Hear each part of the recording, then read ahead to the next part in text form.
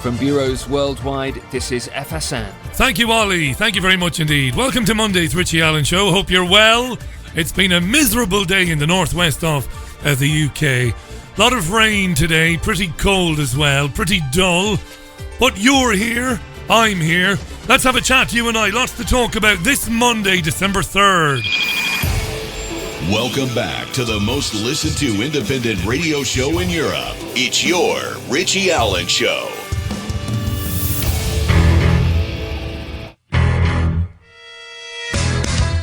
It's the Richie Allen Show, broadcasting live on richieallen.co.uk and multiple platforms around the world. And now, here's your host, Richie Allen.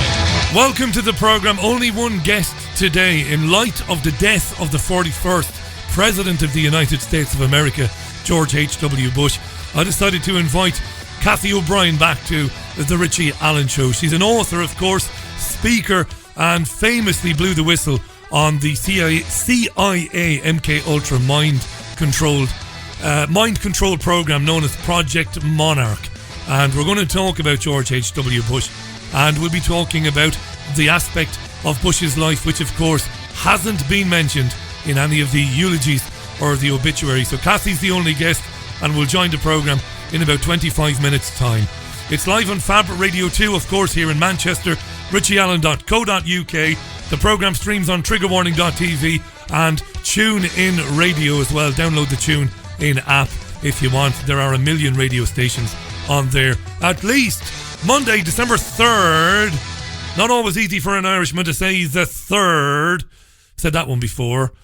And the beginning of a brand new week. Thanks again, as always, for choosing the programme. You can tweet me at any time between now and the end of it. It is at Richie Allen Show. If there's something specifically you'd like me to raise with Cathy O'Brien, please tweet it to me, and I will do my best to get through as many comments, as many questions as I possibly can. All right, let's jump in then, because Sir David Attenborough, and if you've grown up in the UK or even in Ireland, you've grown up with Sir David Attenborough. He's the man, the Blue Planet, Planet Earth, and a million different documentary programmes for the BBC about the natural world. Well, he was at the United Nations. Well, he wasn't at the United Nations even. He wasn't in New York. He was in Katowice in Poland, where he was speaking at a UN-sponsored climate event. And while there, David Attenborough said that climate change is humanity's greatest threat in thousands of years. It's going to kill us all. The broadcaster said it could lead to the collapse of civilizations and the extinction of much of the natural world. Do you think he's hedging his bets there? Just a wee bit. It could lead to. Make up your mind, Davey. It either will or it won't, man. Anyway, like I said, he was in Katowice. We can hear a little bit of it if you want. The meeting, by the way, in Poland is the most critical meeting on climate change since the Paris Agreement of 2015. That's how the BBC is reporting it. We can hear a bit of David Attenborough now. Would you like to hear him? This is so dramatic, this. The world's leading thespians would be proud of this address by David Attenborough that I couldn't resist adding a little bit of dramatic music. It's a bit cheeky, but I'm going to do it anyway. This is David Attenborough speaking in Poland. Right now, we're facing a man-made disaster of global scale. Our greatest threat in thousands of years, climate change.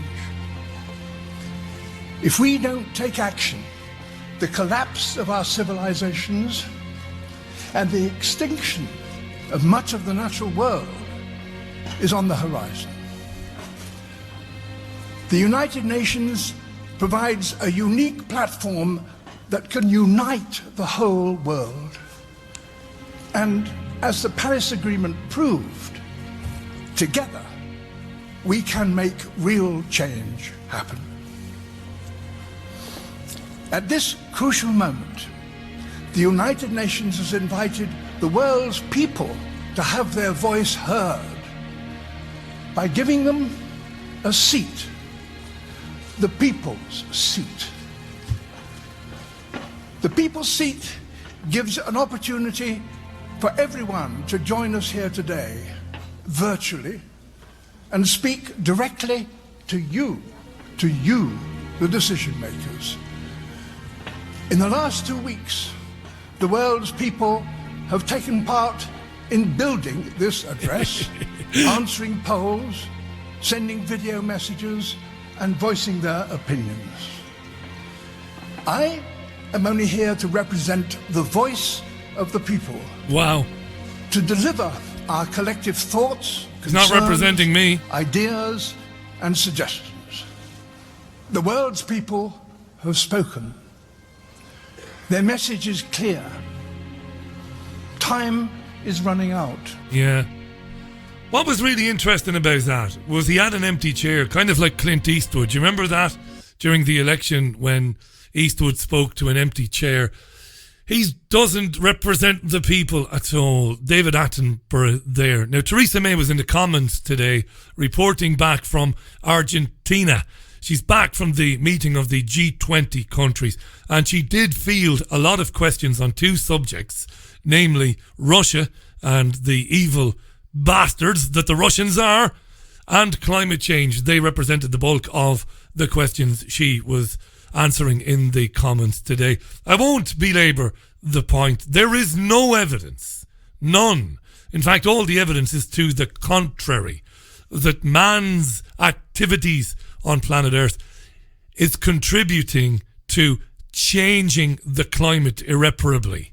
There's no evidence. There is an abundance of evidence to suggest that man's activity on planet Earth is destroying much of the natural world, making ecosystems collapse and making animals extinct. Yes, but don't conflate the two. And you could say there's also evidence that a lot of the extreme weather events we've witnessed in the last few years or in the last decade have been manipulated by forces using technology that hasn't been made aware, or that the public hasn't been made aware of. All different issues, of course. But changing the climate, man's industrial activity, no. There is no evidence to support that. I don't jest, I don't exaggerate, no evidence. Shall we move on from that? The UK Home Secretary is a man called Sajid Javid. What's the Home Secretary? I hear you cry from overseas. Well, he's the Minister for Domestic Affairs. It's his job to oversee policing and security at home.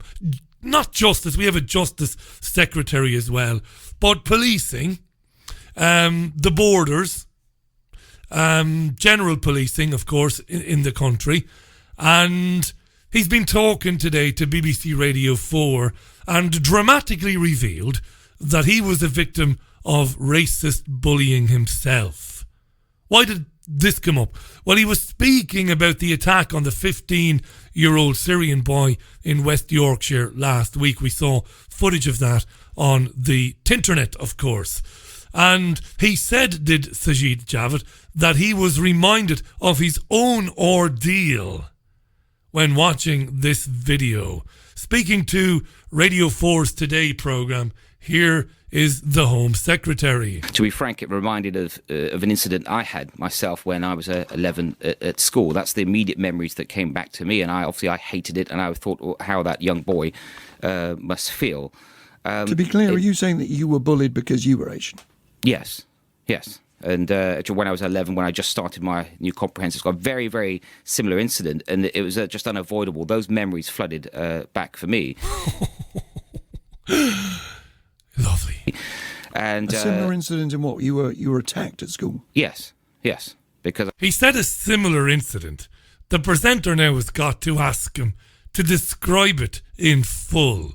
What exactly happened, Home Secretary? Were you held down while the bullies simulated waterboarding, or did you just get a kick in the arse? Which is it there, Home Secretary? I was Asian. I was and language, I imagine, was used, which is pretty... Yes, that's exactly what I'm referring to. So were you shocked that Britain hasn't moved on since then? Well, that's what I was going to say. Part of me was that, how can this kind of thing still be going on in our country? And I really felt for that the young boy that was involved, the Syrian boy. Maybe his race had nothing to do with it. Maybe it's because he's a monumental cock, maybe. Now, not that being a cock justifies bullying. Nothing justifies bullying. Let me say that again for we don't have many snowflakes, but for the occasional one. Nothing justifies bullying. I'm jesting here. But I'm just saying, in running after Sajid Javid and calling him names, the bully's motivation may not have been the colour of his skin.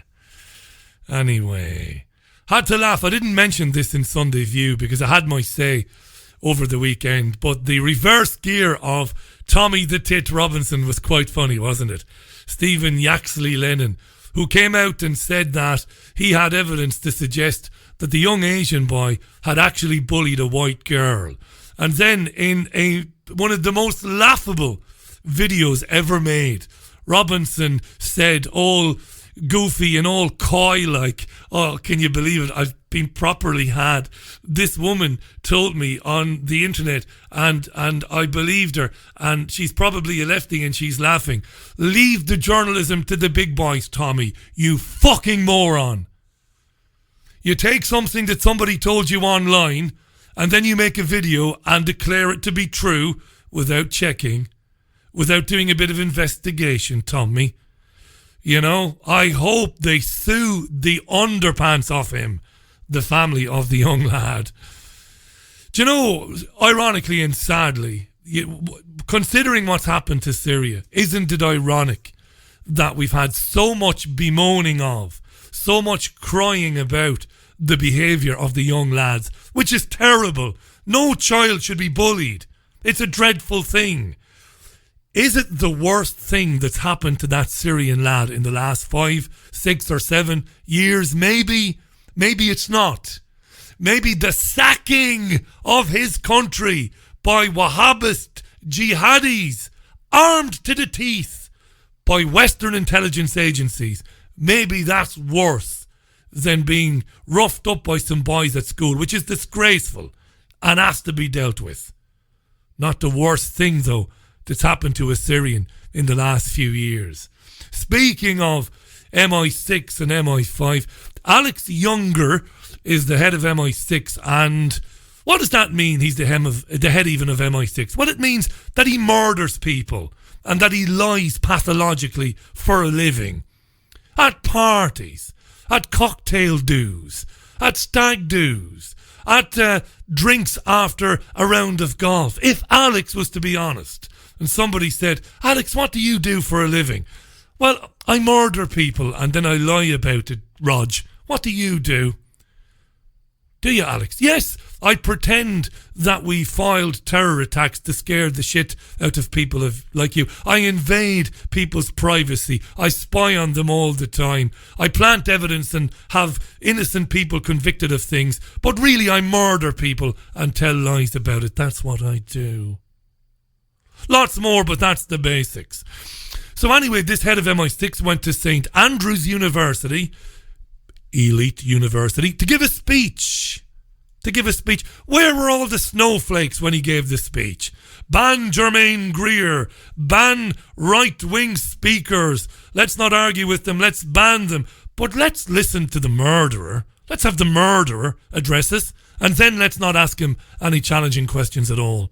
Alex Younger was there to bash Russia and to scare the piss out of the students. Here's a little bit of what he had to say. We face adversaries who now regard themselves as being in a state of perpetual confrontation with us.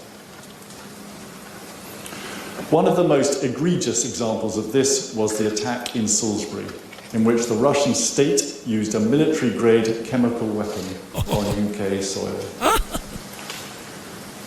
We did not respond to this flagrant hostile act by emulating Russian tactics. We exposed the perpetrators and coordinated the largest ever collective expulsion of Russian intelligence officers from NATO and partner states, significantly degrading Russian intelligence. Significantly degrading Russian intelligence. I told you he was a liar, didn't I? Pathological liar. Can't open his mouth without lying. Alex Younger. Then a classic bit of, well, almost This is heroic bullshit. Listen to this. We and our sister agencies have disrupted multiple serious Daesh attack plans originating overseas that, if successful, would have caused significant loss of life. Lovely that, isn't it? Dear students, he's speaking to the students at St. Andrews. Me and my partners at the sister agencies, we have filed multiple Daesh, just say ISIS, dickhead, Daesh terror plots that, if had been successful, would have resulted in the deaths of significant numbers of people. I won't give you any proof, mind, because if I give you proof, it might compromise other ongoing operations. That's my get out of jail card when I am lying through my sphincter. When I am lying, which is all the time, my get out of jail card is, can't prove it to you. I can, but I can't because it might compromise other ongoing operations. What a liar. This includes an important contribution to helping European countries, particularly our French and German allies, prevent terrorist attacks in their countries or against their citizens. And I will not hide from... Nice bit of pro-European Union nonsense there from the head of MI6A, working in cooperation with our French and German counterparts. We were able to file plots over there as well. We weren't able to file the Manchester Arena bombing, though. Don't ask me about that one, students, because I might go red. My face might blush just a little bit, because we should have known all about Salman Abedi, seeing as we used to employ his father, Ramadan Abedi, many years ago when we were trying to bring down the Gaddafi government in Libya. So don't ask about that one that we missed, even though we should have known all about it. That's the best of Younger today at St. Andrews University. Monumental bollocks. Again, the scale of monumental bollocks is growing and growing and growing. And the good little students didn't ask him any tough questions. Yeah. 20 minutes past the hour. Don't forget, in a few minutes' time, Cathy O'Brien joins the programme live from Michigan. Now, I was thinking of you over the weekend, dear listener. I revisited a film that I hadn't seen since it came out in 2006. A film starring Nicolas Cage and Ethan Hawke and Jared Leto, or Leto, amongst others. A film called Lord of War. A very important film about the arms trade and about arms traders, but not the massive ones like Lockheed Martin or Boeing or Raytheon, but individual shadowy men who work in the shadows to arm terrorist groups like ISIS, for example, and Boko Haram and others. Nicolas Cage plays a man who is actually based on several different real-life people, and he supplied weapons to both sides of every conflict in the third world and beyond, right? So he thrived in Africa, in Asia, in Central America, in South America. And as I said, these days, guys like Nicolas Cage's character thrive in the Middle East, where they arm extremists, Wahhabist, jihadist lunatics like Daesh or ISIS or whatever you want to call them. It's a very interesting film, and I was turned on to the film by a man whom I've talked about on this programme before, who worked as a mercenary and fought in Africa in the 70s, the late 1970s. Can't mention his name, but I've talked about him on this programme. And he turned me on to this film to say to me, this is a very serious film, Richie. It's very important. It's giving little clues to people about what's really going on in the world. Now, in the film, Nicolas Cage's character is seen delivering weapons in an African country to a militia group. And he's selling them weapons despite knowing those weapons will be used to kill people in a refugee camp, unarmed men and women and children. And they won't be used to kill people tomorrow or next week. They'll be used to kill people today. Nicolas Cage's brother is played by Jared Leto, and he sees the tent community just over a rise, and he realises what's going to happen, and he loses his mind. He loses his shit, basically. And he blows up one of his and his brother's trucks and gets shot by the guerrillas. Gets shot to death by the guerrillas. And Nicolas Cage, seeing his brother get killed, just takes half the money and finishes his business. And as Nicolas Cage is leaving, the militias, the guerrillas open fire and basically slaughter and massacre the people hiding in the tent village. Okay, he's a major arms trader, is Nicolas Cage's character, and he's based on several real-life arms dealers that really existed, as I said, in the 70s and 80s. Through the film, Nicolas Cage is chased by a character played by Ethan Hawke, and Ethan Hawke plays a man who's working for Interpol, and he chases Nicolas Cage for years and eventually catches him and brings him to custody somewhere in the United States, I think in Washington, D.C. So the Interpol guy has Nicolas Cage in custody and is getting frustrated because Nicolas Cage doesn't look very worried, despite the fact that he would appear to be facing, well, decades in prison for the crimes he has committed. Ethan Hawke begins to get a bit worried that Nicolas Cage is not too concerned about the fact that the game is up. Have a listen to the exchange. Sorry for the spoiler if you haven't seen the film. It is 12 years old now. Listen to this. You have broken every arms embargo written. There is enough evidence here to put you away for consecutive life sentences. You are going to spend the next 10 years of your life going from a cell to a courtroom before you even start serving your time. I don't think you fully appreciate the seriousness of your situation. I like you, Jack. Well, maybe not, but I understand you. Let me tell you what's going to happen. Listen carefully as he explains to the Interpol agent what's going to happen next. And this way you can prepare yourself. Okay. Soon there's going to be a knock on that door and you will be called outside. In the hall, there will be a man who outranks you. First, he'll compliment you on the fine job you've done, that you're making the world a safer place, that you're to receive a commendation and a promotion. And then he's going to tell you that I am to be released. You're going to protest. You'll probably threaten to resign. But in the end, I will be released.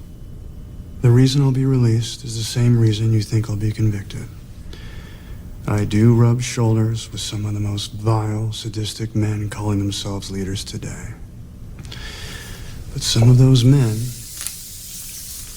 are the enemies of your enemies. And while the biggest arms dealer in the world is your boss, the President of the United States, who ships more merchandise in a day than I do in a year, sometimes it's embarrassing to have his fingerprints on the guns. Sometimes he needs a freelancer like me to supply forces he can't be seen supplying. To supply forces he can't be seen to be supplying. Cage tells Ethan Hawke, your boss, the President of the United States, uses guys like me to supply the most despicable people in the world with weaponry. Now, what's the obvious problem with the dialogue? The problem with the dialogue is Cage's contention that the President of the United States is the one in charge. He isn't, of course, but it doesn't matter. The President of the United States is listening to people above him, and they take orders from people above them and above them and above them. He's about 5, 6 or 7 on the food chain, or he's about 5th or 6th on the positions on the trough, if it's a water trough, or on the pyramid. It's fascinating that. I'll be released in a minute. There'll be a knock on the door. You'll be given a commendation, and I'll be left outside because I'm the guy arming the most despicable people on planet Earth to do unspeakable things to other people. I'm the guy, I'm the buffer between our government and the people finding out that our government is doing this very thing, arming groups like ISIS and Boko Haram and others. Supply. So, you call me evil, but unfortunately for you, I'm a necessary evil.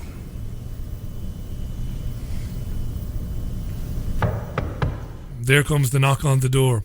If you haven't seen Lord of War with Ethan Hawke and Nicolas Cage, watch it. It's great entry-level stuff for people that want to get a handle on wars and conflicts around the world and why they really start and who fuels them and why. Like I said, it's basic entry-level stuff.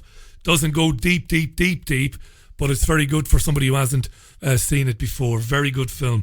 28 and a half minutes past the hour. This is the Richie Allen Show for Monday, December 3rd, 2018. Special guest today, Cathy O'Brien joins the programme. I'll be phoning Cathy in about 60 seconds time. Do tweet the programme. It's at Richie Allen Show on Twitter with any comments you have for Cathy. And should be a good one this. Should be a really good one. Taking us to Cathy O'Brien. This is Cher. Welcome back to the programme. Music from Cher there and Heart of Stone on the Richie Allen Show. 28 and a half minutes to the top of the hour. Huge interest, understandably, in our guest today. It's been a couple of years, in fact, since she was on this particular programme. She's an extraordinary woman, a real whistleblower, a genuine heroine, I believe. She was last on the programme to talk about her book PTSD, Time to Heal, which came out around about this time back in 2016. But of course, she's best known for blowing the whistle on Project Monarch and the CIA's mind control programs. If you haven't read Transformation of America, True Life Story of a Mind Control Slave, you've got to read that book. Also, Access Denied for Reasons of National Security. Like I said, she's an amazing woman. I won't spend too much time giving you her resume because I think many or most of our listeners know all about her already. Let's welcome back to the programme our old friend Cathy O'Brien Phillips. Cathy, welcome back. How are you? Thank you, Richie. I really appreciate that. It was a very, very kind introduction there. I'm doing all right. I'm especially happy to see the changes that are happening in our world. People are waking up to truth. No doubt about it. Since we last spoke, Mark passed away, Mark Phillips, and of course it's always going to be raw for you. Cathy, they say time is a great healer. I don't know if it is, but how have you been coping with that? I know a lot of people wanted me to pass on their good wishes to you this evening. Oh, that's very kind. I deeply appreciate it. So much love and support and kindness. Mark is, the whole world lost a hero. He's such an amazing man and my soulmate, and I miss him every single day. And every single day I consciously choose to move forward, arms wide open, and continue the life's purpose that we shared of raising awareness on MKUltra mind control, the pedophilia and human trafficking that's been going on for so long, the information that we brought to light.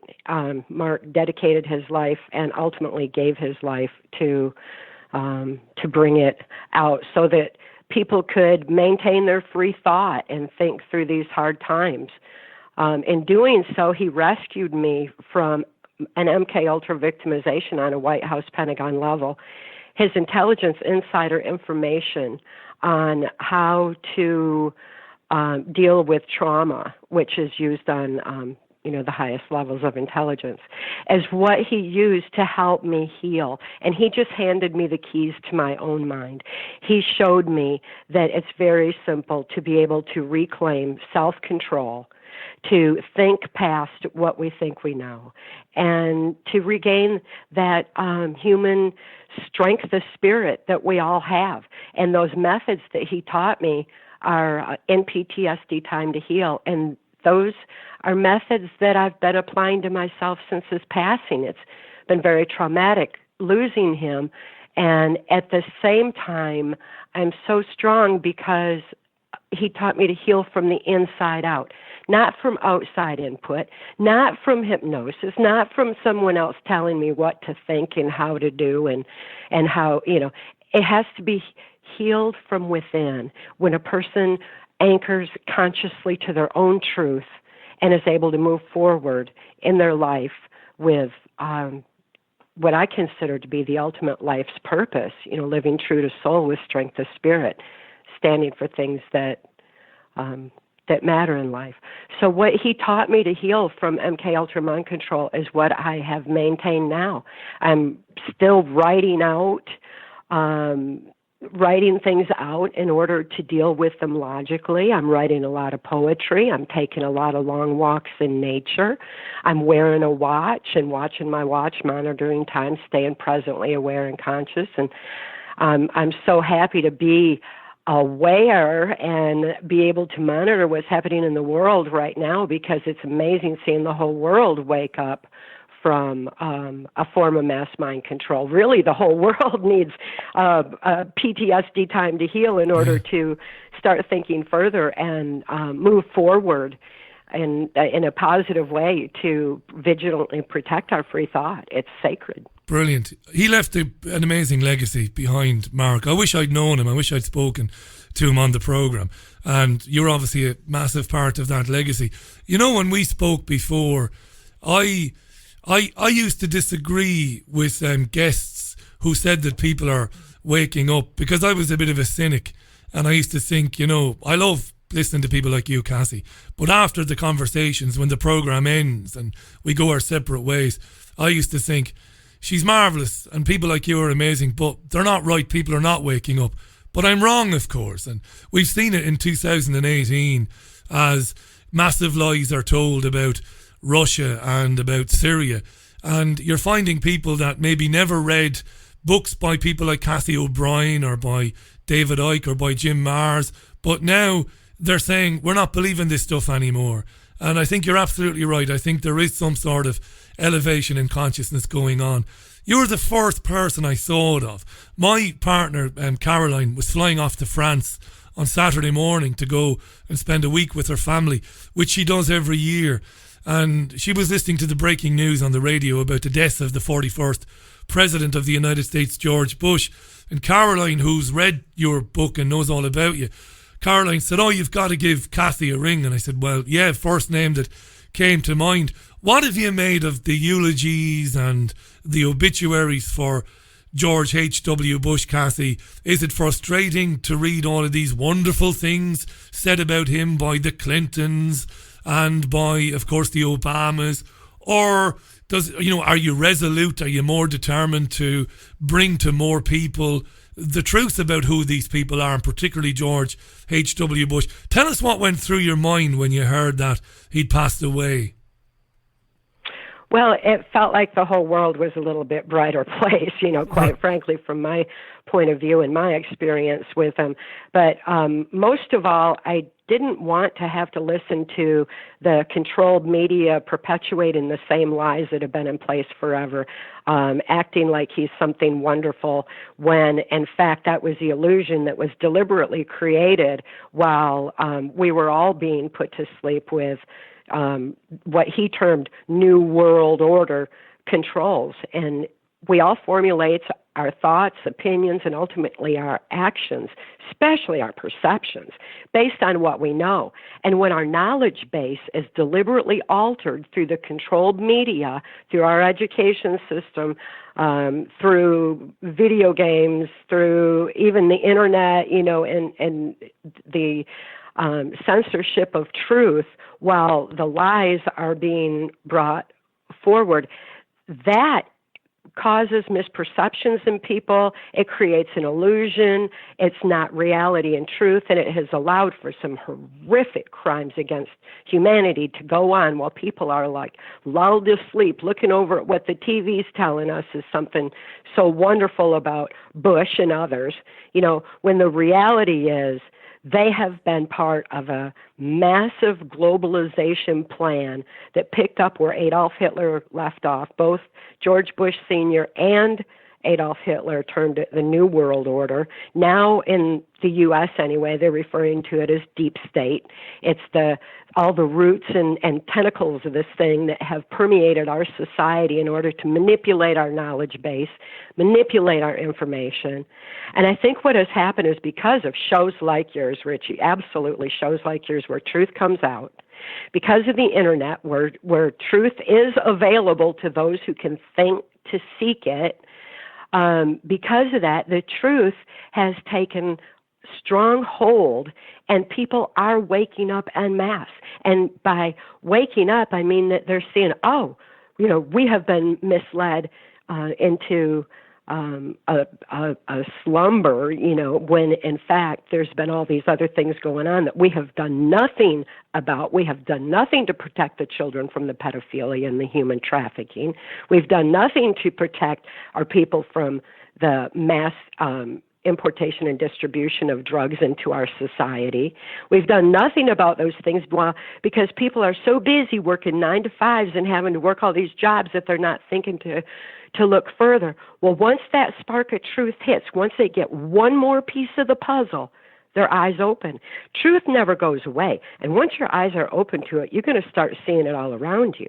And with that comes the capacity to start questioning and say, hey, what else is there out there? Open eyes further and start looking.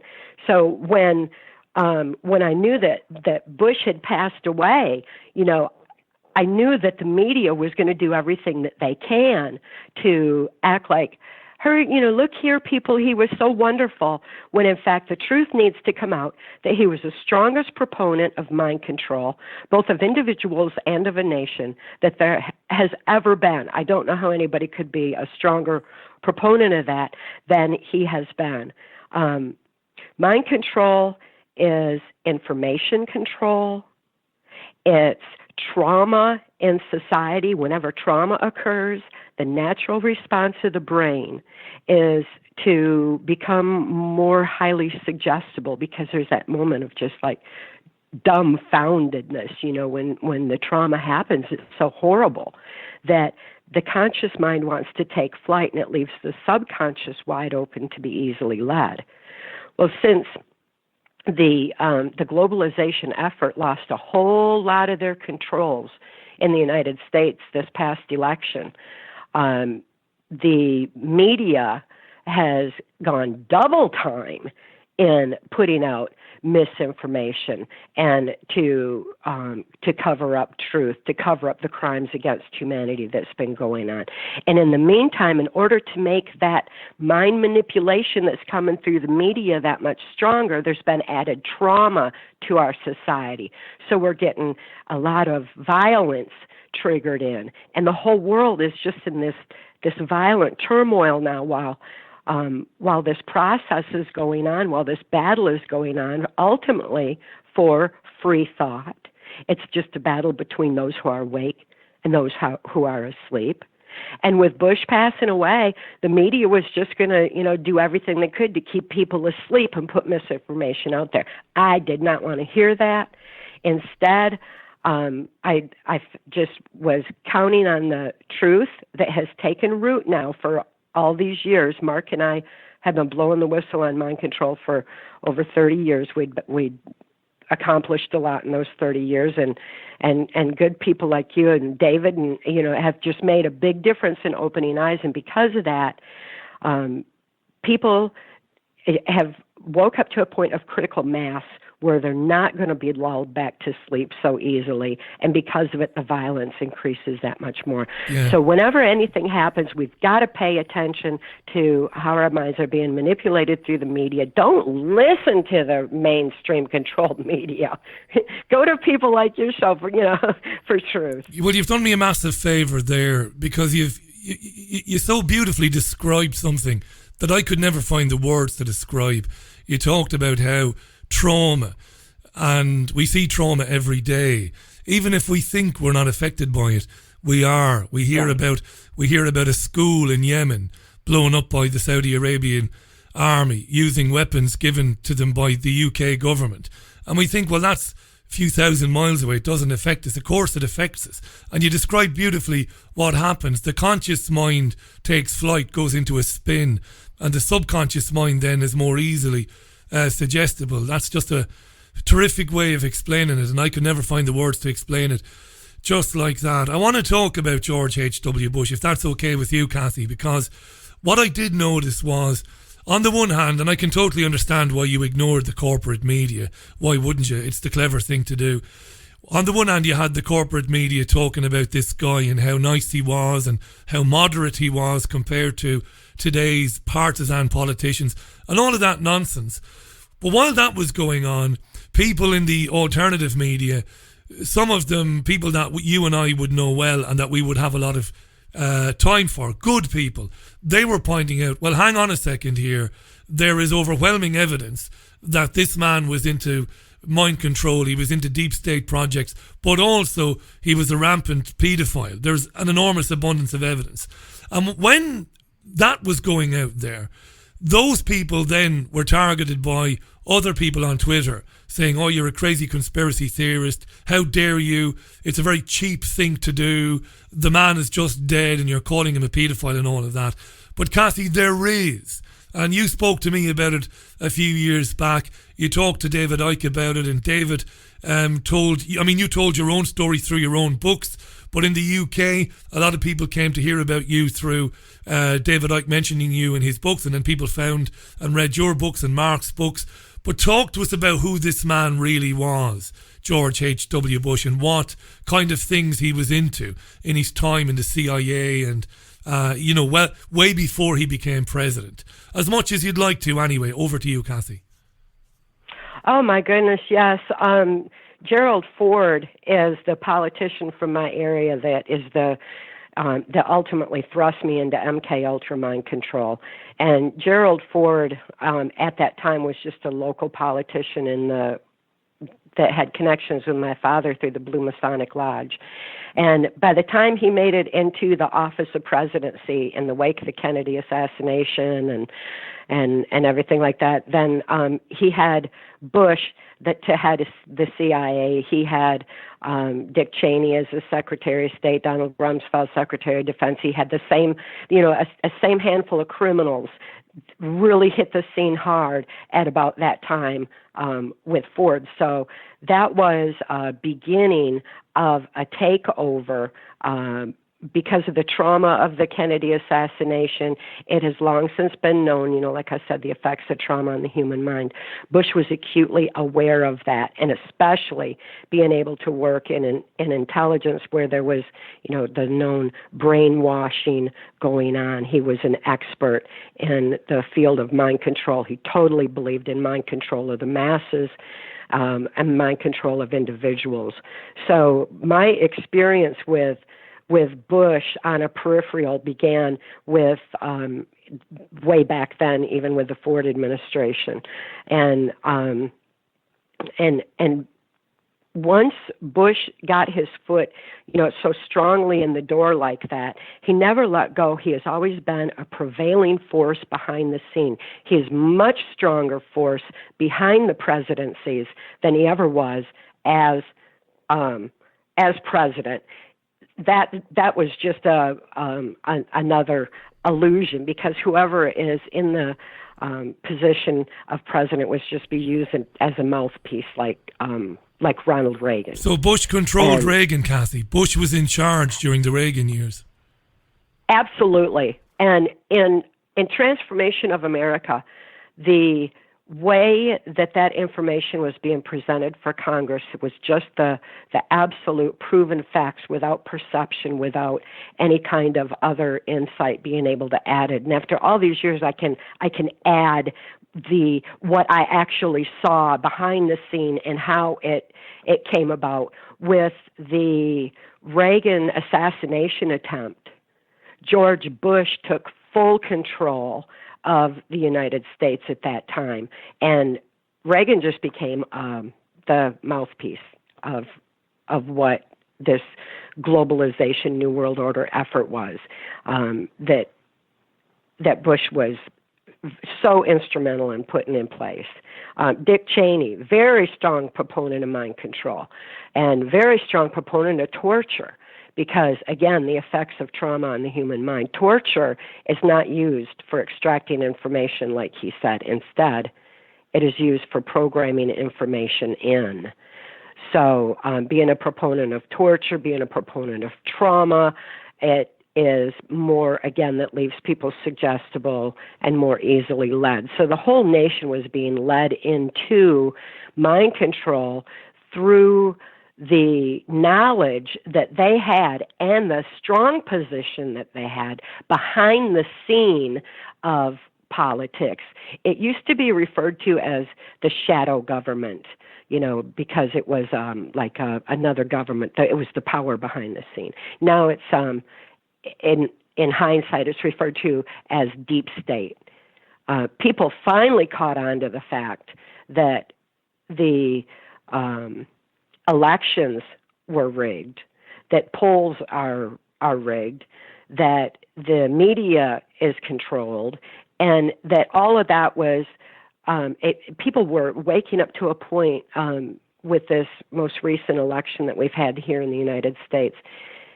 And they thought, okay, we're going to safeguard our elections. We're going to get somebody in to dismantle this mess that has been put in place by people like George Bush, predominantly George Bush. He was the highest that I ever knew and the most prevalent on it, that we were going to be able to do it.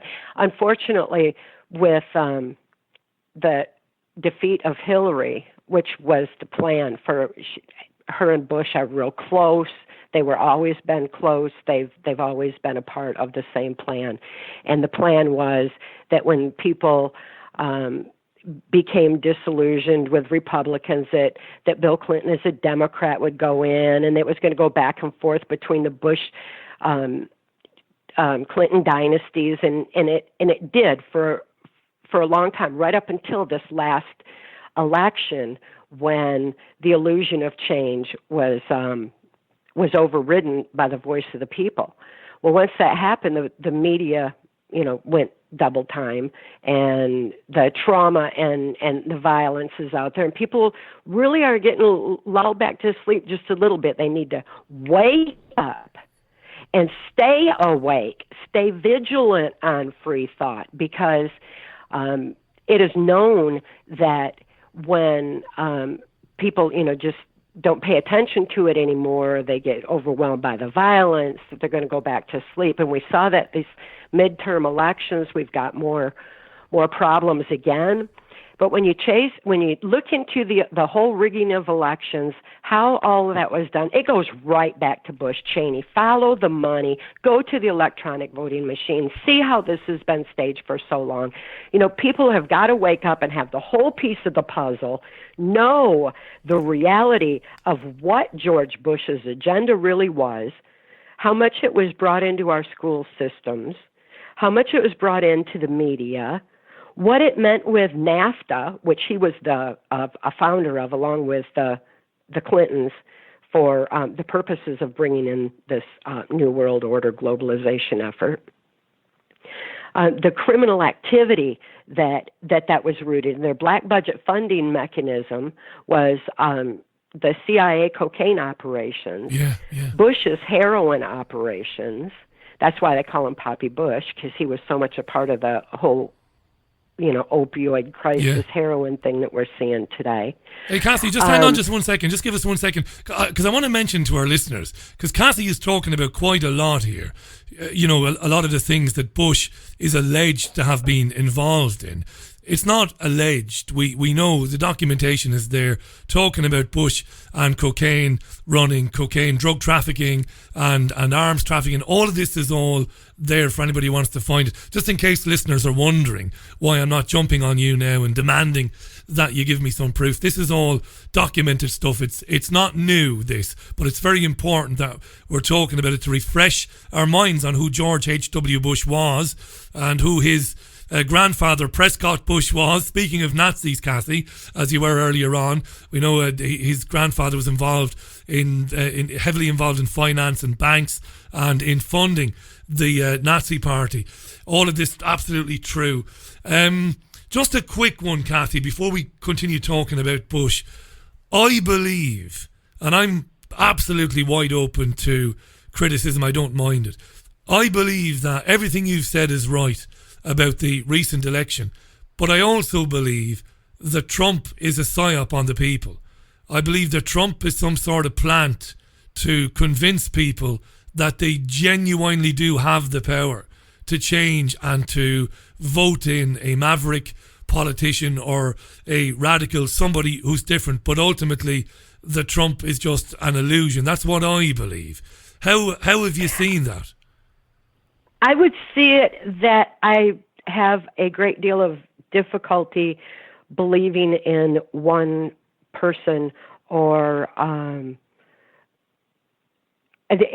don't look at it that way. And I'm not saying anything about, that makes this administration perfect. What's perfect is that people woke up and they realized for the first time, oh my gosh, what I've been saying and Mark and I said for 30 years, that the polls are contrived and elections are rigged. This has been going on forever, and at least people woke up to that. So I'm celebrating the truth that set people free to finally monitor an election.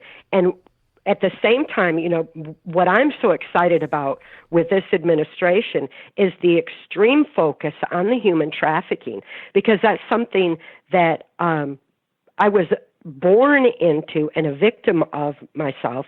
I'm extremely fortunate to have survived it and healed. What I saw on a White House Pentagon level with the plan was for controlling the population, and the vastness of the human trafficking that was going on in conjunction with the drug running across the borders. It's so outrageous and has been for so long. Finally, we're doing something about it. We even have an ambassador that was just appointed to deal with the human trafficking. So these are the things that I'm happy about. I am not going to look to one person and say, oh, they're the godsend of the world or the savior of the world, because I don't think that's very realistic. We are the saviors of this world. We're the ones who have to wake up and make the difference. We're the ones who have to be the change. It's up to the people. It's not up to one leader, one person. He's just a person. He's got his own agenda, his own ideas, and his own perceptions too. Obviously, he hasn't jumped up and down and screamed the truth about Bush that I know to be true. But having worked under Bush and Cheney, I've had a significant insight into their character, their purpose, their drive, their agenda, their absolute immorality, and how strong they have been behind the whole human trafficking operation all along. It seems to me that as people are waking up and embracing the truth and seeing that human trafficking is so prevalent, to see that mind control and pedophilia are prevalent, we need to be the ones that make a change and safeguard ourselves. We need to educate ourselves. Knowledge is our defense against mind control. It's up to us to make that difference. We can't count on just one person to undo what is so deeply rooted in our society and has been my whole life. I'm 60. I'm 61. I'm 61 tomorrow. And are you tomorrow? Is wow. Not young, This has been my whole life that this has been going on. And Bush has been heavily involved in it right from the start. His family, like you said, ties right back into the whole plan of mind controlling a nation through trauma and through the use of the language of the subconscious, which is NLP. That's another thing people could just arm themselves with that knowledge on how our brains work and how our subconscious responds to information, we would be better off at safeguarding ourselves against any further misinformation as we take back our sovereignty, take back our sovereign nations, take back our personal sovereignty, think free again, and learn to expand our thoughts and consider other perceptions and look a little further, look into those dark places that we'd rather not have to look at. It's only when we face the truth that we're going to be able to make the necessary difference for the children's sake, for the sake of all the other mind control survivors out there who don't have a voice, for the sake of humanity as we know it. We've got to wake up and make that difference and arm each other with truth. Until we start weaving mind control into the equation, I don't know how we can be effective in taking back our inner peace, ultimately, and our world peace, our peace in our society, the strength of spirit that we need through these transitional times. But this is an important pivotal point in history.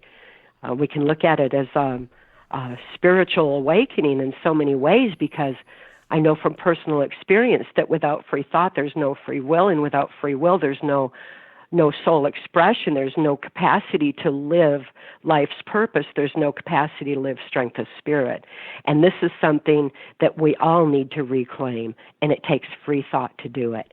So this is an amazing time to be alive.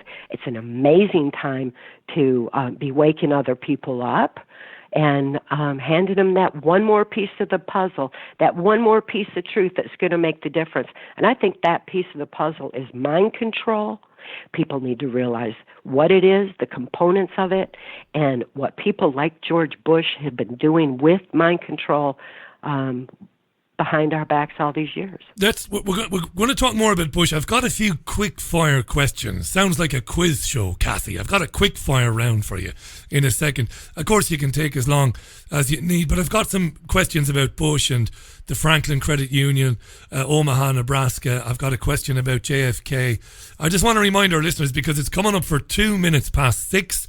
I'm speaking with the amazing Cathy O'Brien. She's live on the line with me now. You might be listening to the podcast later on, of course, but it is just after 6 p.m. UK time. You are with the Richie Allen Show, live right now on Fab Radio 2 in Manchester. We're on TuneIn Radio, triggerwarning.tv, and of course the programme broadcasts all the time on the homepage, richieallen.co.uk. Remarkable lady is Cathy. Check out Transformation of America, True Life Story of a Mind Control Slave. It is incredible stuff, but it happened. It really is. It's true, this. PTSD, Time to Heal, which came out a couple of years ago. We talked about that last time Cathy was on the programme. Cathy survived the CIA project MKUltra. She's blown the whistle on that. Her and Mark, rest in peace, have probably done more than anybody. They have done more than anybody to make people aware of these programs and how deep these programs went into the heart of the US government and intelligence communities. You're talking right to the top of government. George H.W. Bush, when he was head of the CIA, had his fingers all over this particular program. Cathy was exposed to George H.W. Bush through Gerald Ford, who she was introduced to through her father. All of this again is documented in this extraordinary but must read book. I can't recommend it highly enough. I really can't, folks. And if you want to read and find out more about Cathy, go to trance-formation.com. That's trance-formation.com. Speaking of the crimes of George H.W. Bush, right up until he died, he famously lied about his time in the CIA. And he claimed that the first involvement he had with the CIA, when he was appointed director by Gerald Ford, Cathy, as you've spoken about, and he, in his own book, which was written in 1987, his autobiography, or at least the first autobiography that he wrote, he claimed to be incredibly surprised to be offered the job in the mid-1970s. Is it true, Cathy, that in fact, when he was supposed to be working as an oil man in the early 1960s, that was actually a cover, and that he was a CIA agent, and that he was in Dallas on November 22nd, 1963, and that he played a pivotal role in the murder of JFK. Is that true? My understanding on that, I can only speak from my personal experience, and of course I wasn't there, but that is definitely my understanding on it. There were other people in place at that time, too, that I've heard them talk through the years. That was when they were able to make the strongest grip on the minds of the masses of this country. It was when our country was taken over by shadow government. And he was very much a part of that, bragged on it, was proud of it, discussed it at places like the Bohemian Grove. Wow. I've heard many conversations throughout the years, and that is definitely my understanding on the Kennedy assassination. And Bush has been a powerful influence behind the scene, and whatever position he's held in the public eye has been minor compared to his actual role. Very evil person. Evil. Here's a better question, actually. Whether Bush had a pivotal role or not, leave that to one side. When I spoke with you first, and I was thinking about trauma, and again, you introduced me to the concept of the effect that trauma can have, not on 2 or 3 people or 5 people, but millions of people. And when I first spoke to him, we ended that conversation, we went our separate ways that evening, I was thinking about the Kennedy assassination and how loved JFK was. Not, of course, there were people in the United States who didn't love him, and they thought he was a commie lover and all of that, but he was loved around the world. He was loved in Ireland, where of course I come from. He was loved in the UK. He was seen as a real, communicator, as somebody who could bring people together. And that got me thinking, after we first spoke, that maybe one of the reasons to murder him wasn't so much to do about money, wasn't so much to do about the mafia, but was to do with trauma, to create this mass trauma event to change people, to kind of hurt millions and millions of people. It's not too far-fetched, that, Cathy, is it? Not at all. And the people like Bush always did things for more than one reason. So the trauma would be one reason. I understand there were other aspects of it that had to do with the Federal Reserve and the war and, different things that came into play. So those people, they always work for more than one reason. So there's usually 3, but trauma is definitely one of them. And they were ready at that time. I mean, the whole Warren Commission was the most ridiculous thing that, ever. You look back on something like that, and even Hillary Clinton had a small role at one time where she tried to get in on that Warren Commission. But the Clintons and the Bushes, they have been behind the scene and a part of so much of the shaping of history. And what's so important, when we don't know our own history, when we don't know truth, it's destined to repeat. I think people agree on that. But what they don't realize is that history has been rewritten in the school books. It's been rewritten deliberately to form opinions in the direction of an ultimate agenda of mind control of the masses. But if we can get mind control into our education system and start arming people with the truth and the reality, the effects of trauma on the human mind, that's not going to be anything that can be used against the people anymore. And we can, again, regain our national sovereignties. We can regain our personal sovereignty and ultimately our free thought. Cathy, in a few minutes, that is crucial. Thanks for that. In a few minutes, can we talk about today's more sophisticated methods of mind control? I understand, using television and films, movies, devices, phones, smartphones. We can talk a bit about that. Just a few quick fire questions. My listeners will kill me if I don't ask you these questions. You mentioned Bohemia Grove. Now, the first I ever heard of Bohemia Grove was many years ago. A UK journalist called John Ronson made a film about conspiracy theorists. He made a film about David Icke, and he made a film about, it was in about 6 different parts. One of the films he made was about Alex Jones. And Alex managed to get into the woods near Bohemia Grove, and he managed to take some extraordinary and startling footage of a ceremony called the Cremation of Care, and there was a giant owl there, a lot of satanic symbolism there. Can you give our listeners, as best as you can, an idea of what goes on at Bohemia Grove? It's supposed to be a retreat, or at least that's the official version, for the president and for some powerful people, but it seems to be something incredibly sinister. What is Bohemia Grove and what goes on there? From my experience with what goes on at Bohemian Grove is not only trauma, which it was a place of eliminating mind-controlled slaves, that's for sure, with the owl sacrifices. You can call it occultism, you can call it Satanism, whatever title. The point is, it's known that it is trauma, and it creates mind control of other people who are there.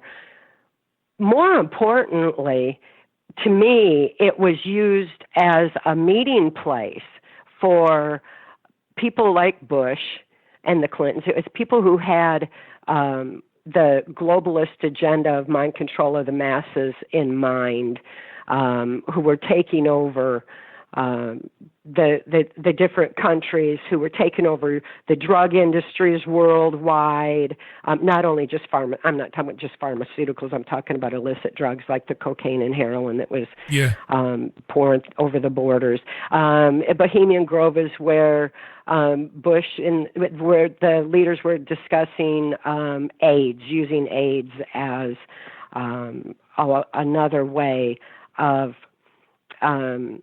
ultimately stopping procreation, where they're moving towards a society that is supposed to reduce gender and sexuality in favor of cloning or genetically creating humans. That was the goal. This is the kind of thing that was discussed at Bohemian Grove back in the 80s. When I was there, I can't imagine, what is going on behind closed doors these days and what's discussed. But back in the 80s, those were the kind of things. The agenda, basically, Cathy. Like, you're talking about the agenda as we've come to understand it. And to your knowledge, were children sexually abused at Bohemia Grove? Absolutely, they were. There's no question there. My daughter was so horrifically abused. George Bush was absolutely one of her primary abusers. Jesus. Yeah, definitely children. My daughter was one that was the most horrible trauma. There's no torture. There's no physical torture. There's no trauma that was worse than knowing that my daughter was abused like that, and seeing the effects of that abuse on her. It's just horrible. Bohemia Grove. Just horrible. Dreadful. It's dreadful to hear it, Cathy. It really is. Listeners have been asking me. I've been asked this now, and we were asked this the first time you came on the program. How difficult is it for people like yourself who survived this and came out the other side? How difficult it is it to legally go after the people who perpetrated these disgusting crimes? Now, I know I asked you this before, but we've got new listeners who are new to this information, and they want to know because they want to see these people behind bars, but it's not easy, Cathy, to go after them legally, right? It is not. It's impossible the way that it's set up right now. For one, the court systems here have been covering up the child abuse for so long. So many. Oh my gosh, I'm still hearing from victims every day whose children have been returned to their abusers through the court systems. And we've got a horrible injustice that's going on. National security was invoked on my daughter's case. The deterioration of the justice system is awful, but then you add to it high-level perpetrators, like I have mentioned, and it goes nowhere. National security is just slapped right on it, and there's no way to have any kind of conventional justice. I don't think I will ever see conventional justice for what was done to my daughter and I. We've never been compensated in any way. We've never had any form of justice that way. But we have experienced the ultimate justice of positive change through public awareness, of people waking up. We can't just prosecute one person and say it's over. We can't just go to pick the bud from the plant. We got to get the whole plant and all of the roots, and they have been sinking those roots into our society for a long time. We've got to get it all. So I never will see conventional justice. The justice of seeing people wake up is powerful. Seeing people recognizing the fact that pedophilia and human trafficking is going on is, wow. We can all start learning to reclaim our free thought again, and that's amazing. I would love to see even just a small thing happen, like when Mark rescued me. He saved my life. When he saved my life, his life savings of like $3 million was taken from his bank accounts, and it was never returned. He was never charged with a crime. Neither one of us has, but that money has never even been returned. So, I mean, I have not seen justice. I have seen injustice. That's about it. And beyond that, hey, just going to keep holding the vision of seeing people, reaching critical mass sufficiently to preserve free thought and be able to vigilantly protect the sanctity of it. It's everything. It's our safeguard. It's our ability for soul expression and to live life's purpose and to have strength of spirit. It's everything. So let's just keep raising awareness. I think that's talking about it. I want to only justice. I want to make one point to support what you said there. I interviewed some people some years ago who had been at Boys Town. People will know about this orphanage in Nebraska, where Lawrence E. King, who was the most powerful black man in America, very big power broker in the Republican Party, how he organised parties where children would be taken basically from foster homes like Boys Town and flown around the East Coast where they would be abused. There was satanic abuse. There was a lot of devil worship and stuff going on. Now, I have no doubt this is true. And some of the world's leading journalists at the time, including television journalists here in the UK, absolutely believed that the proof was there to support these allegations. And what we found out later, didn't we, Cathy? You know more about this than I do. What we later found out was, you mentioned the Justice Department, the intelligence agencies, they swooped down with an iron fist and prevented any investigations or any grand juries being convened or any decisions made to take people to court, and the whole thing was quashed. And some of our listeners said, and we've got listeners in the United States, and they absolutely believe that George H.W. Bush was up to his neck in that. The reason they believe it is because the Washington Times exposed the fact that in 1988, well, they exposed in 1988 the fact that underage male prostitutes were being brought to the White House to see George H.W. Bush. This is true. It's not conspiracy theory. Do you go along with this idea that in the Franklin Credit Union, the Nebraska paedophile ring, that George H.W. Bush was up to his neck in that? The fact that Alex Houston, who was my handler in MKUltra Mind Control for running operations under George Bush, he had a key to Boys Town. He was given, I mean, he had this thing on his wall. He was so proud of it because he had been to Boys Town so much and was part of that human trafficking operation. So that was one tentacle of my own experience that actually did stretch right into there, that goes right straight back to George Bush. So, yeah, people need to keep putting those, connecting the dots and putting those pieces together, because those kind of crimes that were going on are still going on. Stop. They're still going on. And there is a documentary. It never aired. It was made by British television. I think ITV made it. I don't know if it was World in Action, but ITV made a documentary. It's on YouTube. It's a brilliant documentary, and it was never aired. It was leaked out later on. And the journalists behind that were absolutely standing over their work and their sources.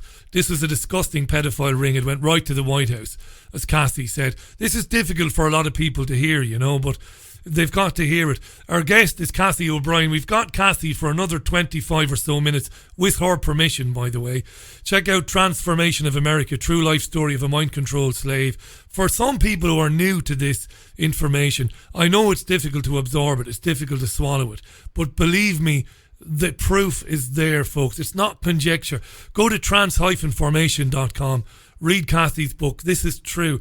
It's going on. Right, here's the $64 million question. I don't think any news story has ever divided people as much as Pizzagate. Is there any truth in the allegations made about those emails and code words and Obama ordering pizzas and this pizza shop? Because this guy who owns this pizza shop said his life was destroyed, that it's an outrage that people would accuse him of being involved in paedophilia, that it's destroyed people's lives and all the rest of it. And yet people persist and say that the elite was kind of exposed, that Pizzagate is real. What do you think? I think that it's at least opened people's eyes to the reality of pedophilia, how high it goes, how well orchestrated that it is. I don't doubt it for 1 minute personally. It wasn't my experience with the pizza place, so I can't really, attest to that. As a whistleblower, I can only say exactly what I saw and what I know. And, back when I was being used on a White House Pentagon level in the 80s, that was like before internet, before everybody had a cell phone and a camera, before everybody had, the ability to film or record just whatever is going on around them. So in my time, there were covert cameras hidden, somewhere that would be filming things. It was a little bit different world. But when you consider that that everybody's got a cell phone now, I can only imagine that they would have to have gone to code words like that and used it in that regard. Since they manipulate language all the time anyway, it is definitely their MO. Here's the question, Cathy. Sorry to interrupt you. Is it a possibility? Sorry to interrupt you there. Is it a possibility? You said something very powerful at the beginning about the fact that there's genuine evidence now that people are waking up. I think with Pizzagate, now I don't know, so I have no idea, like you. Is there a possibility, I think we've seen it in the UK as well, that the elite pedophile ring operators and the mind control operators will throw out some decoys, will throw out some false positives, so that when people get all excited about Pizzagate, the elite can then say, oh look, this is just a crazy hoax. Is it a possibility that sometimes they will put decoys in the public domain? What do you think? Absolutely. There's no question about that. They will do that. They'll create all kinds of illusions and what I call perversion diversions too. Look over here. We finally have an understanding that mind control exists, that pedophilia has been going on, that human trafficking happens. And then what happens in the U.S., we get a diversionary public giant court case, like in the Kavanaugh hearings, which all of a sudden casts a bad light on anyone who has been abused. Who knows what that girl has been through, if anything? I know that when people are abused and mind-controlled, when they're traumatized to a point of being led around, there's no way that a person in that position can be working in fields of hypnotism and, you know, and manipulating others. It doesn't work that way. So it raises a lot of questions. When you can dilute pertinent information on mind control, on pedophilia, human trafficking, do another further distortion of our justice system, they're going to do it. They're going to parade it out there. It's something that we're going to have to all be aware of and start thinking beyond the illusions. Stop following the perversion diversions. Expand thinking into other areas, research other perceptions, dig deeper, find the truth, because it's only truth that makes us free. It's only when we have the truth that we can actually start making a positive difference. Well said, Cathy. So don't buy into the illusions. Well said. Now, we're talking a lot lately, whether we like it or not. We're talking about children and gender identity. It's quite a strange time. We have parents coming to terms with the fact that their children going to primary school, I think you might call it grade school in the US, their formative school years, are being asked to consider things like, you know, sexuality, whether they're gay or straight. They're being asked to think about gender identity and the fact that they might be non-gendered, that they might not be any gender, they might be gender fluid, they might be in a different body to the one that they should naturally be in, all this sort of stuff. And it's come out of nowhere. We've had, over the years, over the decades, we've had people, we've had transgendered people, transvestites we've had, and we've gotten on okay with them. Well, when I say that, I know that I know that people have had to put up with a lot of crap for being who they are, violence and stuff like that. But these days we tend to live and let live, and we don't mind if we're working with a guy and he likes to dress as a woman and all the rest of it. But now there seems to be an agenda. And I believe, and it's only through your research and your work and your experiences that I can come to understand this. It's not my work, it's your work. This is mind control on children, isn't it? They're screwing children's brains, basically. Very much. It's a very shallow focus that is so far from soul, from truth. You know, it's been a very deliberate plan. This is going right back to Bohemian Grove again, what I was saying about AIDS and what that has done to human sexuality and procreation and the big difference that it made. There's a very deliberate plan in place, and Bill Clinton he was the most outspoken on it of anybody that I knew, and it was a plan where when he was president, they put the gay celebration in the school system, and they started the process.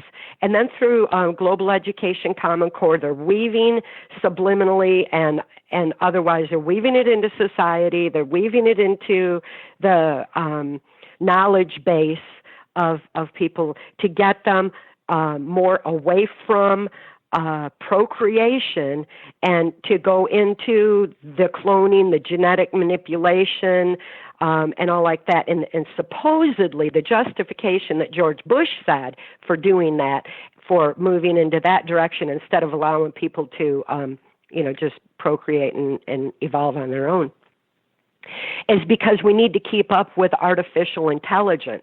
And he said the only way to keep up with artificial intelligence is to be able to just create it in people, through the genetic and engineering and the cloning. Well, I heard this conversation in depth when I was at Swiss Villa Amphitheater, and I wrote this in Access Denied too, where Bill Clinton and George Bush, they were having a big party there, and and some real wild times. And my daughter was being sexually abused. I was being abused. But at the time, Bill, I had cause to be with Bill Clinton at that moment, and George Bush wanted my daughter who was she was like 6 years old, to perform oral sex, and and Clinton said, no, you're not going to do that because I know you're filming me, for one, because they had the films going, and to say that you're not going to blackmail me with this particular thing. The fact is that he turned down the sex with a child. He said, we don't have to do it that way because of the genetic aspect that we're going into and the cloning and everything. And I actually heard them discussing that in detail, what the plan is. So now when I'm seeing this transgender thing coming out and everything, it's like, oh my gosh, this is what they were talking about all along. People need to pay attention to it. Pedophilia is one form of mind control, but ultimately the Clintons their main goal was towards this gender blending, which is something that him and Hillary shared anyway. They were definitely gender blended. But this gender blending for the purposes of the same goal that Bush had in the sexual abuse of heightening suggestibility for mind control of the children. George Bush believed in it so much he raised his own son to be a Manchurian candidate.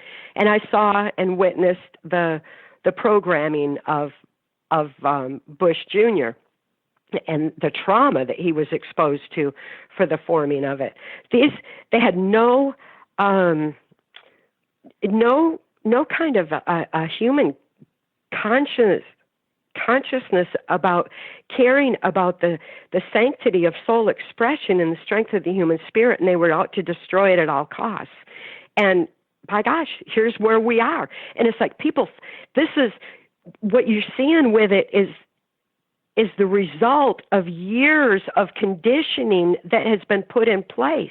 It wasn't just dreamt up. Follow the thread, go the whole way to unweave it, Yeah, it wasn't just dreamt up yesterday. What's interesting about this right. Yeah, what's it's not just a product suddenly of Monsanto or something. Yeah, because if it's children, more than that. This has been a very deliberate plan. Very deliberate. Because if children are left alone, I mean, I briefly worked with children when I was younger as a soccer coach for a local soccer team in Waterford, and spent quite a bit of time with children. And children are hilarious and fascinating. If children are left alone, children will grow up. If they're left alone to figure the world out for themselves, most of them will enter heterosexual relationships. Some of them will enter homosexual relationships, and then lesser still, some of them will have issues with their gender, and that's fine. That's the way it always was. But what we're seeing now is incredible stories coming out of the UK anyway, where in some schools, dozens and dozens of children are reporting that they are not boys or that they are not girls, but they are in fact the opposite of the sex that they were assigned at birth, or that they were born, I should say, with. And that's quite incredible how it's come out of nowhere. But it hasn't come out of nowhere. It's been planned for years, Yeah. Yes, the roots are there. Plus, consider the fact that when a child is sexually abused, that already confuses their sexuality.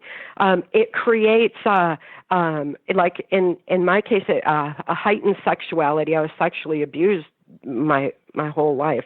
My father started while I was an infant, and the sexual abuse of a child like that already is disrupting a natural sexual development. So there's a lot of homosexuality that would come from that, because the the little boys who were abused by a man would be looking for that the rest of their life, and without really, maybe not even consciously knowing why, but it just becomes ingrained. Well, after so many generations of that being ingrained in our society, you can imagine what it has caused genetically, even in the human evolution. Mark was a geneticist, and he studied that very, very strongly, and said that after 3 generations of conditioning to something like that, it starts to become autogenic. That's why, as a multi-generational incest-based child, I was targeted for MKUltra mind control. Even the Hitler-Himmler research showed that after 3 generations, that the propensity for mind control, or for whatever condition was being put into place, would be more effective. It starts to become an autogenic part of life.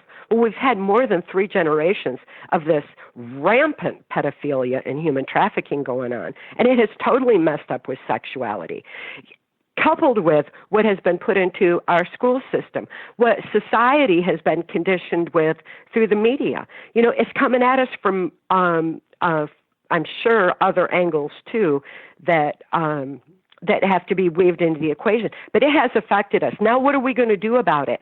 I think we better get back to the root of exactly why this has been done and what the ultimate purpose is for it. And it's to create a robotic society where we allow for genetic cloning manipulation instead of natural procreation. We've got to stop it. We've got to reclaim our innate human sanctity here. Absolutely right. Cathy O'Brien is our guest. We've got Cathy for another 10 minutes. It's been it's flown by, Cathy. I can't believe it.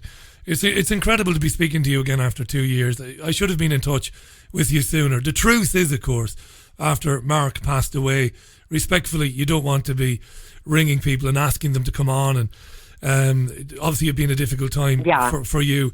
But I want to mention your books again. Obviously, Transformation of America, True Life Story of a Mind-Controlled Slave, PTSD, Time to Heal, but Access Denied for Reasons of National Security. Folks, these are books that, you know, in years to come, when things are better than they are now and people are more aware of who they are, we'll be looking back on these books and people like Cathy O'Brien. I really believe that. Trance-formation.com is the website as well. Cathy is our guest. It's great to have her back on. The subject matter is very stark. It's very grim. It's very serious, but we have to talk about it. Just a few quick questions that have come in, Cathy. Faisal has been on to ask me about 9/11. Was Bush Jr., as in George W. Bush, the 43rd president, was he a scapegoat for 9/11? Was he completely mind-controlled himself? You've hinted at that. And was he a complete deer in the headlights while all of that was going on? 100%. Absolutely, no question about it. Yeah, definitely. He is what mind control looks like. He's what a Manchurian candidate looks like, with no spontaneity or ability to respond to something like that. Definitely. Definitely mind controlled. Interesting guy. The facial expressions when he was reading the story about the goat to the children in Florida, and his expression when he was told that the attack was happening, I think it painted 1,000 words. There's no doubt about that. Is it more difficult, Cathy? You talked about teaching children about this. How difficult, because they're getting more sophisticated with what they do. How, have you been not so much impressed, but looking at the smartphones and the tablets? I go jogging every morning. I like to say running, but in truth it's jogging. And I run past 3 different schools in South Manchester on my route, and I see children, Cathy, and they're walking towards me in their uniforms, and their heads are down, and they're looking at a phone. And it's not just 10 of them or 20 of them or 20% or 30%. It's 80, 90% of the children. How is this device being used to control the minds of our children? There's a lot of misinformation that comes through the the internet and through cell phones and everything else. And we've got to have discernment of truth. We need to be able to discern truth. The only way to be able to discern it is to know our own truth. To know our own truth, we've got to anchor into the reality of our being. Take walks in nature. I'm glad to hear you're out there running. That's wonderful. Get outside, people, breathe in the air. Something to reconnect with nature, reground with something like that is just crucial, because when we stay focused with our minds preoccupied in the direction of a cell phone all the time, we're missing the essence of life. We're missing the grounding of our own truth. And without that grounding of our own truth, we don't have the discernment that is necessary to be able to navigate through the times that we have ahead of us. The healing methods that Mark taught me that are in PTSD Time to Heal involve writing out memory. Writing out memory. It takes the compartmentalized, repressed, traumatic, emotionally incomprehensible memory of what happened, and moving a pen by writing with a hand, it shifts it over to the logic part of the brain, because it takes the logic part of the brain to move the pen. So now we're doing a physical thing here. This has nothing to do with a computer. It has nothing to do with cell phones. It has to do with a pen and paper and being able to write trauma out in a way that makes it logically comprehensible so that we can deal with truth. This is a good coping mechanism even for what we see in society today. It doesn't help to use a keyboard and type it out. That's not the same motion as moving a pen. And I say this because it's crucial for people to be able to walk away from all that and use the methods like in PTSD Time to Heal, so that everybody can learn to think beyond what they're told. Instead of just having information pumped into their mind, they need to be able to comprehend it, digest it, analyze it, think about it, think how they want to apply it in their lives, research it further, ask all the right questions. That takes putting down the phone and maybe writing poetry, write whatever, to be able to do it physically. PTSD Time to Heal is a physical book for the purposes of keeping people away from cell phones and computers for a healing process, for a process of being able to reground to their own truth. And it will never be available in an ebook. And if it is, it's probably like, it's people have made ebooks out of our books and they distort information. So don't follow that. But in PTSD Time to Heal, it is in itself the perfect example of why we need to walk away from all that for a while, lift our heads up, open our arms, breathe in the air, and think free again. We've got to ground out our own truth. That's a brilliant place to leave it for today, Cathy. It's been great catching up with you again. It really is. It's terrific to hear that you're doing well, despite you've had a bad time of it over the last year or so. It's great to hear you speaking today. Again, I'm going to endorse, get the book, Transformation of America, True Life Story of a Mind-Controlled Slave. That's the only book, it's the definitive book about this subject. PTSD Time to Heal, as Cathy has been speaking about, has been out, available on paperback at all good online retailers, been out for a couple of years. Terrific as well. Got my copy before we spoke last time. And trance-formation.com is where you'll find out more about Cathy. Great to have you back on, Cathy. We had literally dozens and dozens of tweets when you were on. Well-wishers, people wishing you well. Great, delighted to hear from you again. And it'll be, with your permission, it won't be as long before you come back on the programme again. Let's do something in the new year. It would be great to have you back on. Thanks so much for your time today. Thank you. I really appreciate it. Appreciate all you do to bring truth to light. Cathy, look after yourself. Bye for now. The terrific Cathy O'Brien, live on the line today from Michigan. Remarkable woman. Again, to find out more about her, go to trance-formation.com. As I said, an enormous amount of tweets came in there with comments and questions. We'll get to a few of them. Lot of interest in Bohemia Grove. I think a lot of people, at least a lot of people my age, remember coming across the name Bohemia Grove for the first time back in 2000 when John Ronson wrote that book, which was called Them Adventures with Extremists. Now, I know that some of the people featured in that program, and featured in that book, I should say, which became a television program, they didn't feel that it was objective. But looking back on it, I thought Ronson was about as fair as Channel 4 would have allowed him to be in making that program at that particular time. It featured Ruby Ridge and the murder of the family. Why is my mind... Randy Weaver, of course. My mind went blank there for a minute. Randy Weaver's wife, Vicky, and Randy's son, who were murdered on Ruby Ridge. It featured that story. One of the episodes featured David Icke, but the episodes were related to chapters in the book. The book came first. But it also focused on a young and, at that stage, not as big as he is now, Alex Jones, who actually infiltrated Bohemia Grove and took some extraordinary film and pictures of this cremation of care ceremony and the burning of this massive owl, this effigy. And it's been said before officially that Bohemia Grove is a retreat.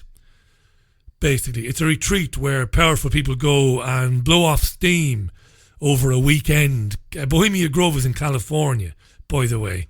But I don't believe it's a retreat, and I believe that Alex Jones stumbled onto something very interesting. I believe that Cathy's account in her book of what Bohemia Grove is, I believe it's absolutely right on. It's something incredibly sinister. And it's, grabbed the interest of quite a lot of our listeners this evening. Hi to Gail, hi to Patricia Brownschweiler, sending their best wishes to Cathy, who's still listening in, is Cathy, so she'll be hearing this now. Hi to Patrick Vidian, who says the same. Fantastic to be hearing Cathy on the programme today. To Susan as well, to B. Lloyd as well. There's a conversation going on there on Twitter that I haven't seen yet, but I will read it a bit later on. Looks very interesting, so it does. Right, I'm going to pause for a tune because we've had a lot of talk, so let's have a tune. A tune. I've heard. Took his time there, Barry. Want to say hi to Phil in Florida, my mate Phil Restino. How you doing, Phil? Hope you're well. Thanks for the emails, by the way. Didn't get your last couple of emails until just now. But Phil says, please mention to Cathy the saying that goes along with her message right now, that being nobody, the saying is, nobody can do everything, but everybody can do something. So go ahead and do something. Pass out a truth flyer or a DVD, wear a truth t-shirt, put a truth sticker on your car bumper, point out a chemtrail in the sky to someone, do something, however small it is, put another pencil hole in the dam. That's an amazing thing to say, and it's absolutely right. When you're in the city centres over Christmas and you see somebody who's obviously homeless, you can't solve the homeless problem by giving somebody £1 if that's all you have, or a cup of tea. But what you can do is release a little bit of positive energy, and it'll be appreciated by the person that you help out, even if it's only for 3 minutes. But it'll release some sort of positive energy. I really believe that, to counter the trauma. Trauma. I think about 3 times over the years I've given a little bit of myself away. I've talked about my own experience. And I had a very negative experience as a child. I dealt with it and parked it. Having dealt with it, parked it, and accepted it many years ago. I was lucky enough to be able to, as an adult, to find a counsellor and to find somebody who could challenge me about it. I was horrifically physically abused as a child. And I'm not talking about getting a few slaps. I was tortured by the man who raised me as his son. He's dead now. He died a few years ago, 2 years or so ago. And it was violent, vicious stuff, you know, being knocked out and burnt on occasions. I mean, it was dreadful stuff. And it went on until I was old enough to be able to do something about it. And he was less inclined to do it. But it was terrible stuff. And it had a profound effect on me as, you know, as I got into my late teens and very early 20s. Just thinking about what Cathy said there about the effect that such trauma can have on people. It screwed me up in terms of having relationships with other people, friendships, trusting people, revealing things to people, sharing things with people, you know, opening up to people, believing in people, believing people, full stop. All these things I couldn't do, and I could put it down to the experiences I had and the physical violence and the trauma. You know, I had a very difficult time with people and with wanting to be around people at that particular time. And it's only listening to stuff like, you know, the things Cathy was saying, reading her book and just going over the book again today before bringing her on. It's a terrible thing. And trauma doesn't have to be getting beaten up by a parent or even very badly, as was in my case. But it can just be the exposure to trauma. I really believe that. I would have thought this was for the fairies years ago. I would have thought this was for the birds. This is crazy new age stuff, I would have said years ago. But I absolutely believe it. I believe that when the Saudi army murders thousands of Yemenis a week, I believe that it releases an energy that fucks with the minds of right-thinking, ordinary people around the world, that screws with children's minds, with their capacity, with their mind's capacity to expand and to develop naturally. It's got to have a massive effect. You know, people like Jordan Maxwell said this to me over the years, Cathy, of course, Jim, David, of course, and I listened to it with respect, but a part of me just went, yeah, all right, yeah. I can take pretty much everything else you're saying, but this, you know, about this trauma, this energy, it's just, I'm not buying it. That's how I used to think about it. Not realising that I was exposed to it. Of course it is. Of course when this stuff goes on.